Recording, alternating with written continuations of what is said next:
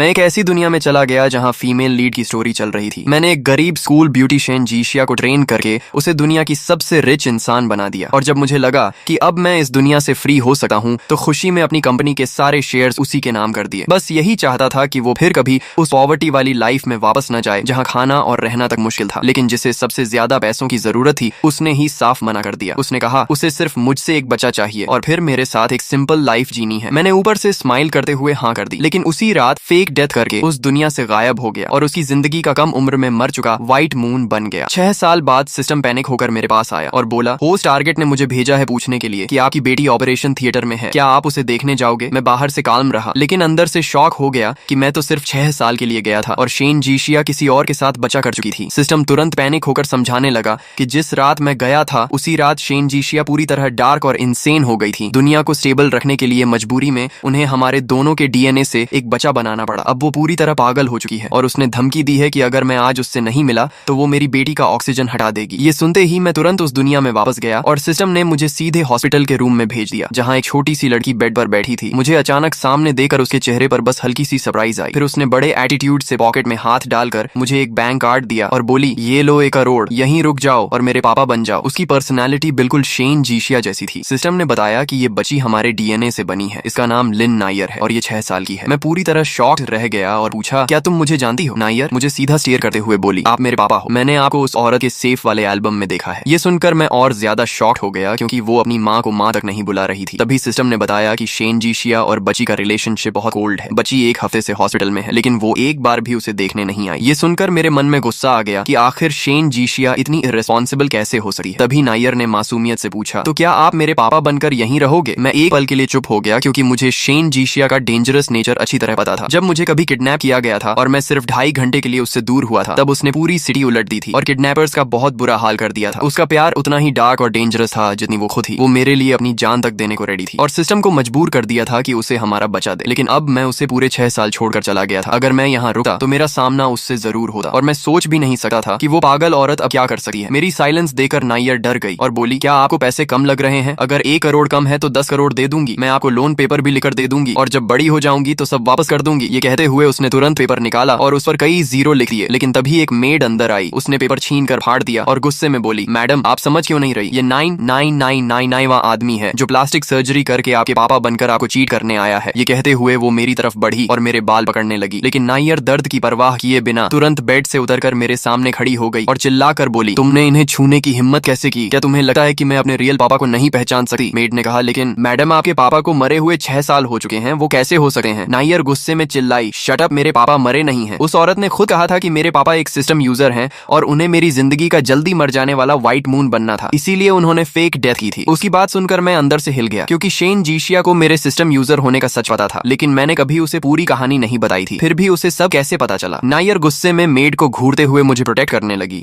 जैसे कोई छोटी वाइल्ड कैट अपने सबसे कीमती इंसान को बचा रही हो। मेड आखिरकार रूम से बाहर चली गई लेकिन जाते जाते उसने किसी को फोन कर दिया। नायर ने चुपके से अपनी आंखों के आंसू पोंछे लेकिन उसकी लाल आंखें देखकर मेरा दिल पिघल गया। मैंने धीरे से पूछा सर्जरी के स्टिचेस दर्द कर रहे हैं क्या। उसने एटीट्यूड से कहा सिर्फ अपेंडिक्स सर्जरी थी, मैं ठीक हूँ। मैं एक पल के लिए फ्रीज हो गया क्योंकि शेन जीशिया ने तो ऐसे बिहेव किया था जैसे बच्ची मरने वाली हो। सिस्टम धीरे से बोला शायद उसने आपको वापस बुलाने के लिए ही इतनी बड़ी धमकी दी थी। तभी मेरी नजर टेबल पर रखी मेडिसिन पर गई लेकिन जैसे ही मैं उसे लेने आगे बढ़ा नायर ने डरते हुए मेरा हाथ पकड़ लिया और बोली पापा मैं आपको जितने पैसे चाहिए दूंगी, बस आप मुझे छोड़कर मत जाना। उसकी डरी हुई आंखें देखकर मेरा दिल पूरी तरह टूट गया। मैंने उसे गोद में उठाकर बेड पर बैठाया और कहा मैं कहीं नहीं जा रहा और मुझे किसी पैसे की जरूरत नहीं, पहले मेडिसिन पी लो। नायर तुरंत बोली मैं बहुत इजी चाइल्ड हूँ, मुझे कुछ नहीं चाहिए, बस आप चले मत जाना। मैंने हंसते हुए कहा अगर तुम मेडिसिन पी लोगी तो मैं यहीं रुकूंगा। ये सुनते ही उसकी आंखें चमक उठी और उसने नाक पकड़कर पूरी कड़वी मेडिसिन एक ही बार में पी ली। फिर मेरे कपड़े कसकर पकड़ ली और बोली मैंने पी ली, अब आप नहीं जाओगे। मैंने उसके सिर पर हाथ फेरते हुए कहा हाँ मैं यहीं हूँ। लेकिन वो फिर भी नहीं मानी और बोली प्रॉमिस करो। मैं हेल्पलेस होकर हंस पड़ा क्योंकि माँ बेटी दोनों को मुझसे प्रॉमिस करवाने की आदत थी। मैं उसे थपथपाकर सुलाने लगा और थोड़ी देर बाद वो मुझे देखते देखते सो गई। मैं उसे देखकर इमोशनल हो गया। तभी अचानक सिस्टम ने पैनिक होकर अलार्म बजाया और बोला होस्ट टारगेट के साथ कुछ गलत हो गया है। अगले ही पल मेरे सामने एक बड़ी स्क्रीन खुल गई जिसमें हमारी पुरानी विला दिखाई दे रही थी। हॉल में हजारों वुडन डॉल्स रखी थीं और उन सभी का चेहरा बिल्कुल मेरी तरह था। बीच में बैठी शेन जीशिया अपने हाथों से एक और डॉल कार्व कर रही थी। 6 साल बाद भी उसका चेहरा उतना ही खूबसूरत था लेकिन उसकी आंखों में अब सिर्फ खालीपन और मैडनेस बचा था। उसे देखकर मुझे पहली बार उससे मिलने वाला दिन याद आ गया। उस समय उसे उसके असली पेरेंट्स ने घर से निकाल दिया था। कड़ाके की ठंड में उसने सिर्फ एक पतली हाफ स्लीव पहनी हुई थी। पूरा शरीर चोटों और ब्रूजेस से भरा था और वो बेयरफुट समुद्र की तरफ बढ़ रही थी। उसकी आंखों में जीने की कोई उम्मीद नहीं बची थी। तभी मैंने दौड़कर उसका हाथ पकड़ा और पूरी ताकत से उसे समुद्र से बाहर खींच लिया। वो लगातार छूटने की कोशिश कर रही थी, लेकिन मैंने उसे जाने नहीं दिया और जबरदस्ती अपनी जैकेट उसके ऊपर डाल दी। उसने सस्पिशियस नजरों से मुझे घूरते हुए भारी आवाज में पूछा, तुमने मुझे क्यों बचाया? तब मैंने कैजुअली जवाब दिया, क्योंकि मैं फ्यूचर देख सकता हूँ और मुझे पता है कि तुम आगे चलकर बहुत पावरफुल इंसान बनने वाली हो, ऐसी इंसान जो पूरी दुनिया को हिला देगी। मैं झूठ भी नहीं बोल रहा था, क्योंकि कहानी में शेन जीशिया असली फाइनल विलन थी। बस उसे अपनी जिंदगी का सबसे मुश्किल समय पार करना था और फिर वो फीमेल लीड से भी ज्यादा ताकतवर बन जाती। शेन जीशिया किसी पर आसानी से भरोसा नहीं करती थी, लेकिन न जाने क्यों उसने मेरी हर बात पर यकीन कर लिया। फिर मैंने 3 साल तक उसे ट्रेन किया और धीरे धीरे वो लोगों की नजर में ऐसी रूथलेस वुमन बन गई जो पावर और मनी के लिए कुछ भी कर सकती थी। लेकिन उसी दौरान मैं उसकी जिंदगी की सबसे बड़ी वीकनेस भी बन गया। मैं अचानक रियलिटी में वापस आया तो देखा शेन जीशिया ने कार्विंग नाइफ उठाकर बिना हेजिटेशन अपनी उंगली काट दी और खून से वुडन डॉल के होंठों पर आखिरी निशान बना दिया। फिर वो हल्का सा मुस्कुराई और बोली, मेरा लिंक्डइन सच में बहुत हैंडसम है, लेकिन अफसोस आखिर में ये भी वो नहीं है। उसका ये कहना था कि मेरे पूरे शरीर में सिहरन दौड़ गई। मैंने उसकी नजरों का पीछा किया और अगले ही पल मेरी रूह तक कांप गई, क्योंकि कमरे के हर कोने में रखी वुडन डॉल्स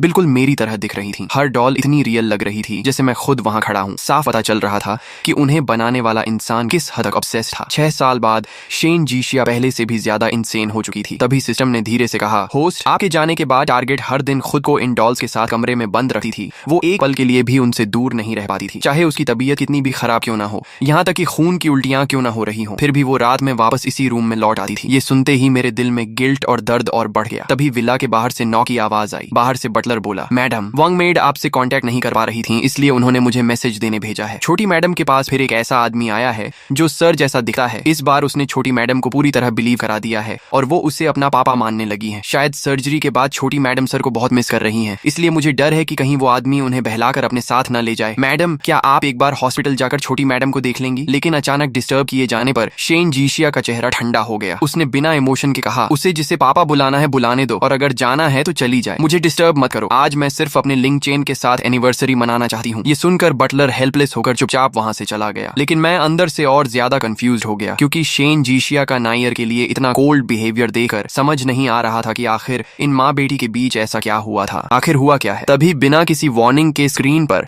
अचानक फ्रेश ब्लड फैल गया। शेन जीशिया ने बिना एक पल रुके अपनी कलाई ब्लेड से काट दी और एक्सप्रेशनलेस चेहरा लेकर बहते हुए खून को वुडन डॉल पर गिराने लगी। मेरी आंखें शॉक से फैल गईं। मैं चिल्लाया, ये क्या कर रही है? क्या इसे अपनी जान की भी परवाह नहीं? सिस्टम ने धीरे से बताया, ये एक रिचुअल है। कहा जाता है कि अगर शादी की एनिवर्सरी वाले दिन कोई अपना खून डॉल पर गिराए तो उसके लवर की सोल उस डॉल में वापस आ सकती है। शायद वो तुम्हें इसी तरह वापस आया कि क्या तरीका है। तभी वॉल पर टंगी हमारी पुरानी फोटो अचानक गिरकर टेबल से टकराई और पास रखा मेडिकल बॉक्स उछलकर सीधा शेन जीशिया के पैरों के पास जा गिरा। वो वही मेडिकल बॉक्स था जो मैंने बहुत पहले उसके लिए बनाया था, क्योंकि वो हमेशा खुद को हर्ट कर लेती थी, इसलिए मैं उसकी सारी मेडिसिन और बैंडेजेस उसमें रखता था। शेन जीशिया ने जैसे ही मेडिकल बॉक्स देखा, वो एक पल के लिए फ्रीज हो गई। फिर उसकी पागलों जैसी आंखें उस डॉल पर टिक गईं और वो धीमी आवाज में बोली, लिंग चेन, क्या सच में तुम वापस आ गए हो? लेकिन रूम में कोई जवाब नहीं आया। कुछ सेकंड्स बाद वो खुद ही टूटकर हंस पड़ी और बोली, मैं सच में पागल हो चुकी हूँ, मुझे सच में लगा तुम इस डॉल में वापस आ जाओगे। तभी सिस्टम ने अचानक खुश होकर कहा, होस्ट, अच्छा हुआ रिचुअल का टाइम खत्म हो चुका है, वरना ये औरत सच में अपना सारा खून बहा देती। मैंने राहत की सांस ली जब शेन जीशिया ने आखिरकार ब्लेड फेंक दिया और नीचे बैठकर मेडिकल बॉक्स से बैंडेज निकालकर अपनी कलाई बांधने लगी। लेकिन उसका पीला चेहरा देखकर मेरे अंदर गिल्ट और दर्द दोनों बढ़ गए। क्या मेरे जाने के बाद वो हर साल खुद को ऐसे ही हर्ट करती रही थी? सिस्टम ने धीरे से कहा, पहले भी करती थी, लेकिन आज जितना डीप कट उसने पहले कभी नहीं लगाया। शायद कुछ देर पहले वो सच में तुम्हारे लिए मरने को रेडी हो गई थी। मैं पूरी तरह साइलेंट हो गया। गिल्ट मेरे अंदर और बढ़ता जा रहा था। थोड़ी देर बाद स्क्रीन गायब हो गई और मेरी नजर फिर हॉस्पिटल रूम में सो रही नायर पर पड़ी। वो बेड पर छोटी सी बॉडी सिकोड़कर सो रही थी और पहली बार मुझे महसूस हुआ कि ये सच में मेरी और शेन जीशिया की बेटी है। उसका चेहरा भी काफी हद तक मुझसे मिलता था। मैं उसे देखते हुए हल्का सा मुस्कुरा दिया। शाम होने लगी तभी नायर अचानक डरकर उठ बैठी। उसका चेहरा पूरी तरह सफेद था और माथे पर पसीना था। मैंने उसके माथे का पसीना साफ करते हुए पूछा, क्या तुमने कोई नाइटमेयर देखा? मुझे देखते ही उसकी आंखें लाल हो गईं और वो कांपती आवाज में बोली, पापा, सच में आप ही हो ना? आप वापस आ गए और इस बार मुझे छोड़कर नहीं गए। मैंने अभी सपना देखा कि वो क्रेजी वुमन उन सभी लोगों को मार रही थी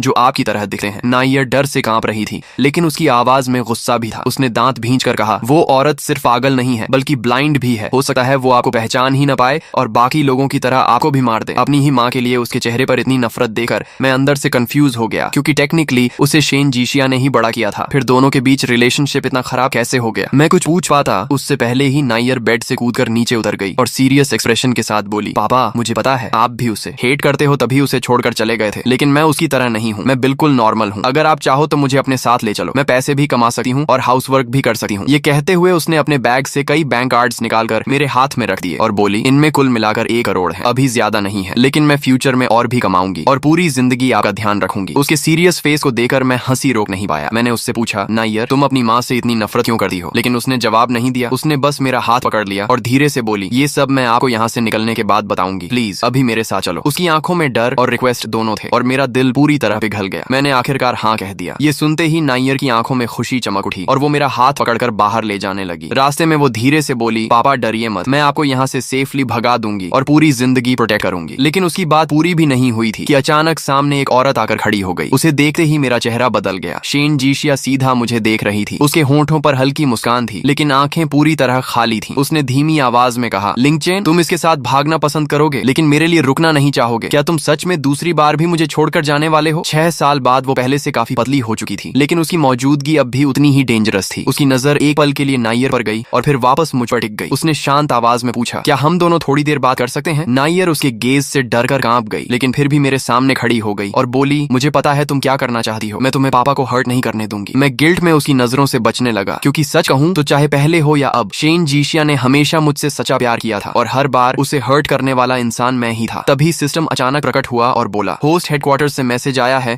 कि अगर टारगेट इमोशनली स्टेबल हो गई तो तुम्हारा मिशन कंप्लीट हो जाएगा। शायद ये बातचीत अच्छा मौका हो सकती है। मैंने धीरे से सिर हिलाया और आखिरकार शेन जीशिया की तरफ देखकर कहा, ठीक है हम बात करेंगे। नायर ने तुरंत मेरे कपड़े पकड़ लिए और डरी हुई आवाज में बोली, पापा मत जाइए। मैंने उसके सिर पर हाथ फेरकर उसे समझाया, चिंता मत करो, मुझे कुछ नहीं होगा। तब जाकर उसने धीरे से मेरा कपड़ा छोड़ा, लेकिन उसकी नजर अब भी मुझ पर ही टिकी हुई थी। मैं उसे रीअश्योरिंग स्माइल देने के लिए पीछे मुड़ा ही था कि शेन जीशिया अचानक बोली, तुम्हें उस बच्ची की बहुत चिंता है ना?